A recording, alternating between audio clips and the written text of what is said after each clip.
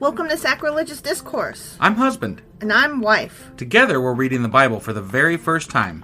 We grew up without religion and wanted to know what all the fuss was about. Well, what have we learned so far? That God is a dick, and apparently some people believe in talking donkeys? We're not trying to pass ourselves off as experts. Nope, we're just reading the Bible for the first time and giving our first take reaction. If you'd like to join us in this venture, you might consider starting at episode 1. Otherwise, jump in wherever you like. All right, let's go read the Bible. Yeah, let's get to it.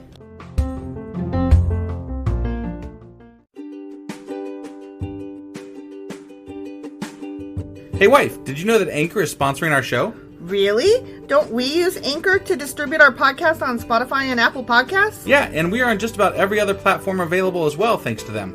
Why do we use Anchor as our podcasting service? Well, they make editing and distributing our show a breeze.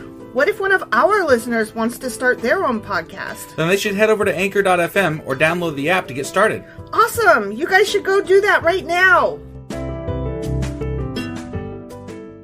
Husband! Wife! Do you remember what happened yesterday? There was a magical army. There was a magical invisible army. Yeah, and then some dudes figured out that the Arameans had left their camp and left all the kinds of shit behind. Well, the Arameans had left because they were terrified of the invisible army. Invisible army, yeah. Yeah. And then there was like a full-on Black Friday raid to get in there, and they trampled some dude.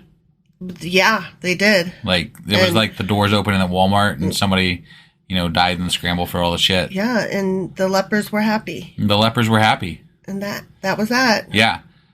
Before we move on to announcing what that was, which actually that was 2 Kings chapter 7. Mm-hmm. But before we go on and announce what we're doing today, I do want to say that we have a longtime patron who has upgraded their pledge recently to the $10 level, and that is actually our highest paying patron at the moment.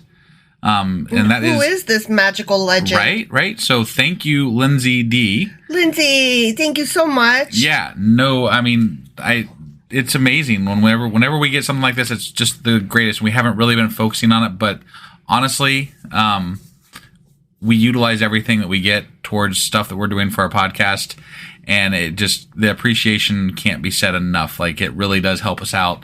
And if anybody else wants to help us out, the best place to do it is at patreon.com/sacrilegious discourse. There's levels starting as low as $2, and you can go all the way up to $100 or $10 like Lindsay and be like a co-best sponsor. Well, Lindsay, it is truly humbling. Thank you so much for your support. Yes, it means the world to us. It really does. It really does. So thank you again. And that being said, let's go ahead and get into our next chapter, which is going to be 2 Kings chapter 8. All right, let's go do this. Okie dokie. Hey wife, do you like coffee in the morning? I sure do, husband. Morning, noon, night. Which reminds me, I need to add that to our grocery list because we're running low. Wait, before you do that, check out the website ungodlybrew.com where you can purchase a pound of your favorite flavor of coffee. What if I want more than 1 pound? Either order a larger amount, or better yet, get 10% off by setting up a subscription for every 2 weeks or a month or whatever works for you. Did you set up something special for our listeners? You know I did. Exclusive for our listeners, get an additional 10% off subscriptions by entering the code SACRILEGIOUSCOFFEE at checkout. That's a hellishly good deal. Ungodly Brew is hellishly good coffee. Okay, 2 Kings chapter 8. Okay. We're going to talk about that old woman whose son he brought back to life. Oh, really? Son Elisha. Yeah, the Shunamite woman. Oh, so we're circling back. We're circling back. Interesting. Elisha had told the woman whose son he had brought back to life, take your family and move to some other place, for the Lord has called for a famine on Israel that will last for 7 years. Okay. And what he didn't say was, and these people be eating their own fucking kids. Why does this one person get a pass? Because they built him a room. Okay. That's why he brought their son. That's why he made her pregnant in the first place, and why he brought her son back to life. Because, but that doesn't negate that there might be other good people that deserve help. But they were good to him personally, and they didn't even know he was a prophet at the time, and they just were being good. It's supposed to be be kind to all strangers, for walking among them maybe angels unknown or some shit like that. Yeah. It's a but like with it's a moral. I get it. but at the same time, like, this is a prophet, you know, that knows what God is going to do and therefore sharing this information with somebody that he likes, right? Mm-hmm. But it's there's like a so stock many tip. He's given a stock right, yeah, tip. no, this is insider trading. Yeah. You know, like that's what this is. And like there's so many other people that probably were deserving of that same information. Sure. And he didn't tell them, and more importantly, God didn't tell them. Right. So it's kind of shitty, actually. It is very shitty. It's not just kind of shitty, it's very shitty. Right. But it's in keeping with Think about that God's poor son way. that got eaten. Yeah. That guy is dead now I know. because his mom ate him. I know. It's bullshit. That is bullshit. I'll never be that hungry. Fuck me, man. I would kill myself before I'd eat my kid. Right? Yeah. Ugh. That's going to bother me till the end of my days. This Right. book. My gosh. So the woman did as the man of God instructed. She took her family and settled in the land of the Philistines for 7 years. Wow. After the famine ended, she returned from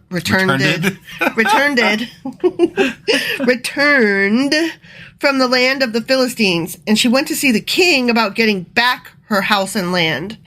So she's like, I moved away, but can you hold this for me while I'm gone? Okay, I'm back. Give it to me now. You know, technically, like 7 years, right? Mm-hmm. That's the time that remember how the Jubilee thing was a thing? Yeah. That was the time of the Jubilee, and after 7 years, you could come back and reclaim shit, right? Yeah. So it's kind of like almost the same thing, maybe? Right. I don't know.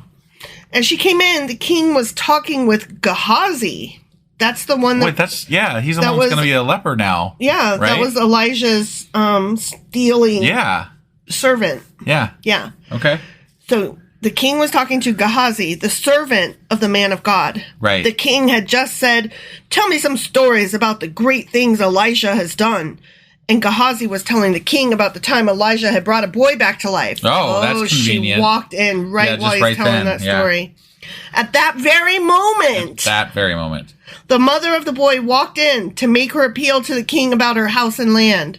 Look, I messed that up. Let's try that again. Sure. Look, my lord the king, Gehazi exclaimed. Here is the woman now. Yeah, there she is.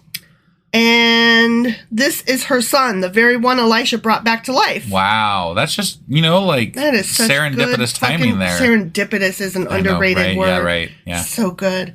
Is this true? The king asked her. And she told him the story. So he directed one of his officials to see that everything she had lost was restored to her. Oh, wow. Including the value of any crops that had been harvested during her absence. That was really good timing on her part and whatever that guy's name, Gehazi's part. I don't think that's how that works, though. Like, if you move away, you forfeit your shit. Somebody else worked that shit for you. Right. So, like, what? Squatters' rates? Now the taxpayers got to pay you for you leaving that shit there? Right? Like, somebody else had to work it for you? Did you hire somebody to work it for you while you were gone? Sounds like a pretty good deal. Yeah. Like, I'm not so sure about this. Okay.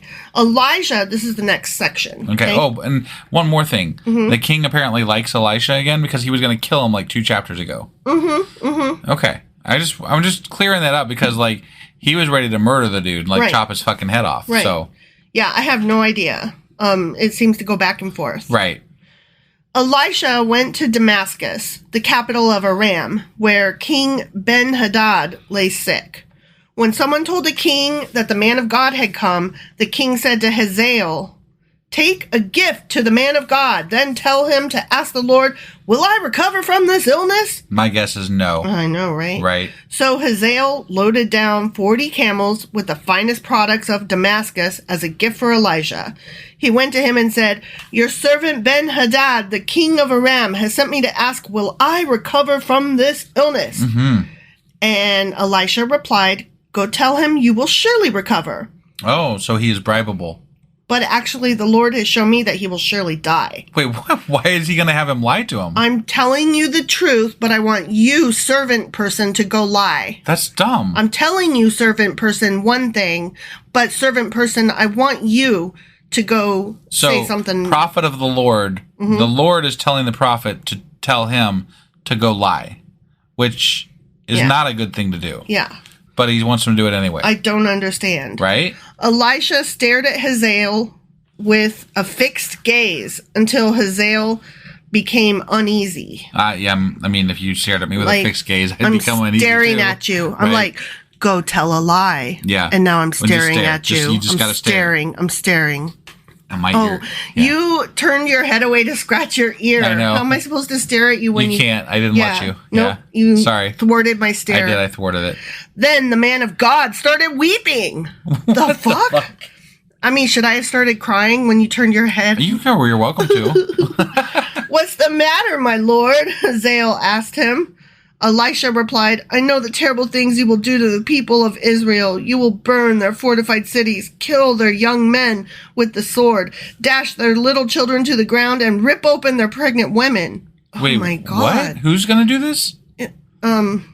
The servant guy? No, I think he's telling, I think Elisha is crying because he sees the future of what the king and his servant are going to make happen. Okay. So he's crying because he sees the future. So when right. he says, I see what you are going to do, he means you and your king and all of your leaders. All right. That's my opinion. Got it. Hazael responded, how could a nobody like me ever accomplish such great things? No, he was talking about him. You're right. You're right. I apologize. Right? Well, I mean, I can only go with what I know, and my bad. I was attributing but knowing too this, much. like, God obviously knows this, right? This is a prophet of God, right? Yeah. Why wouldn't God stop him? Like, this is my question, like, Hitler type thing. Why doesn't God just stop him right there? I don't know. I don't know. He's going to go kill people. You're going to let him? Why? I guess he is. Why? Ours is not to know why. Fuck ours that. is just to do it. It's fucking bullshit. I know. Elijah answered, the Lord has shown me that you are going to be the king of Aram. Wow. A servant's going to rise to king. Right? And then kill a bunch of people. When Hazael left Elisha and went back, the king asked him, what did Elijah tell you? And Hazael replied, he told me that you will surely recover. But the next day, Hazael took a blanket, soaked it in water, and held it over the king's face until he died. Wow. Then Hazael became the next king of Aram. But why? Why did the fucking servant become the next king? Because Elisha put the idea in his head. Yeah, but that doesn't make other people, be okay with it. You're a fucking servant. Maybe he didn't have any sons, and he loved the servant like a son.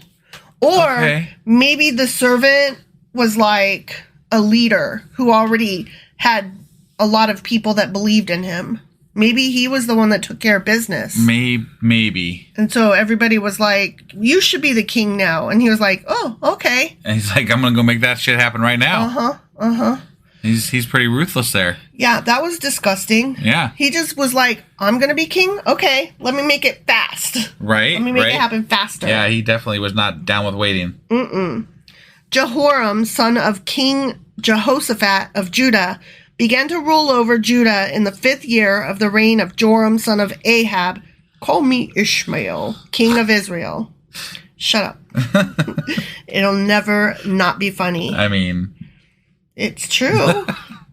Jehoram was 32 years old when he became king, and he reigned in Jerusalem 8 years. But Jehoram followed the example of the kings of Israel and was as wicked as King Ahab. Of course he did. For he had married one of Ahab's daughters. Oh, man. Oh, what you gonna do? Why, man? So Jehoram did what was evil in the Lord's sight. Of course. Yeah. But the Lord did not want to destroy Judah, for he had promised his servant David that his descendants would continue to rule, shining like a lamp forever. But... He's like, I already picked teams. No matter how bad my team is doing. He said countless times that it's dependent on your behavior. Yeah. Like, God has specifically said, look, he's a liar. You guys get all this shit until you don't act the way I want you to, then you don't get it. He's a liar. He's a liar both ways. First, he promises it all, and then he takes it away, but then later on, he promises it, and then he's like, and I'm going to stick to my promise this time, but kind of, sort of only. Right. I gotta do the thing. I gotta do that thing for David because David's cool. He picked a team. I guess Team David, right? Yeah. God's Team David. Yeah. Okay. No matter what. Sure. Sometimes. Yeah. During Jehoram's reign, the Edomites revolted against Judah and crowned their own king. So Jehoram went with all his chariots to attack the town of Zair.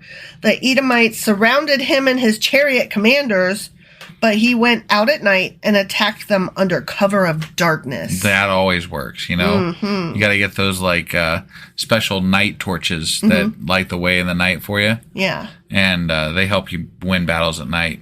It's like a precursor to, like, the... flashlight? No. Function on your phone? No, the goggles? Yeah, the goggle things. What do you call those? The night vision. Yeah. Wow. I wore some of those once, and they made me feel so claustrophobic because you can't see, like, to the side. Like, there's no peripheral vision. Right.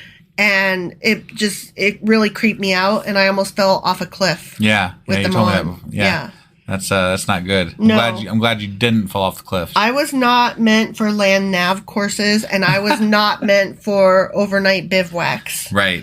I was not built for the army. Maybe the army just wasn't built for you. Facts. Right. Facts, yeah. my man. Right. But Jehoram's army deserted him and fled to their homes. So Edom has been independent from Judah to this day. To this very day. The town of Libnah also revolted about that same time. Revolting. This must mean you're revolting. What? Nothing. Eminem. Right? Yeah, I know. Okay. The rest of the events in Jehoram's reign and everything he did are recorded in... the King Chronicle thing shit. Yeah, that book that's missing. Yeah. When Jehoram died, he was buried with his ancestors in the city of David. That's nice. Then his son Ahaziah became the next king. Okay? I swear. Okay, all right. I know. Didn't we already cover that at some point? Yeah. Okay. But they're doing in relation to each other. Okay, all right. Okay, next section. Ahaziah, son of Jehoram, began to rule over Judah in the 12th year of the reign of Joram, son of Ahab, call me Ishmael, king of Israel. Okay. Okay? Yep. Ahaziah was 22 years old when he became king, and he reigned in Jerusalem 1 year. His mother was Athaliah. Athaliah, that's a cool Why do we name. get to know he reigned 1 year and we get to know his mother? What the fuck's that about? I don't know. Because she was a granddaughter of King Omri of Israel. That's why. Okay. That's why. Yeah. Because it's showing that he obviously made a business deal to try to join the forces of Judah and Israel together. Got it. That's probably why he only lasted a year. Okay. Ahaziah, oh, look at this, followed the evil example of King Ahab's family. Yeah. He should have just called him Ishmael. He did what was evil in the Lord's sight, just as Ahab's family had done, for he was related by marriage to the family of Ahab. This is a running theme. They're all bad, and then they keep being bad, and then they do bad in the Lord's sight. But God still backs some of them sometimes, and then others other times. Yeah. So, there's that. Yeah. He was related by marriage to the family of Ahab. Got it. Ahaziah joined Joram, son of Ahab, in his war against King Hazael of Aram at Ramoth Gilead. When the Arameans wounded King Joram in the battle, he returned to Jezreel to recover from the wounds he had received at Ramoth. Because Joram was wounded, King Ahaziah of Judah went to Jezreel to visit him. The end. Okay. That was a bunch of pointless shit. Yeah. Like, okay. The water came out of the faucet, and then it went down the drain, and then from there, it went down the tubes. Yeah. And like, we had, like, the first part of this... The plumbing was locked up. Right. The first part of this chapter was, like, a story. Mm-hmm. And then it just went into, like... And now we're going to list off some shit. Yeah. Yeah. As the Bible does sometimes. Whatever. Right. All right. Well, I mean... There's nothing to say. That was that. So that was 2 Kings chapter 8. Yep. And tomorrow we will be back with... 2 Kings chapter 9. All right. We'll see you guys tomorrow. Yep. Bye.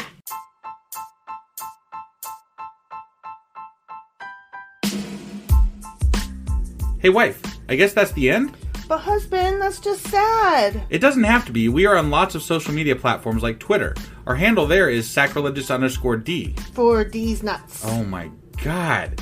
Stop doing that. Anyway, we're also on Facebook, Instagram, and Pinterest. There's a link to all of our social media sites at our website.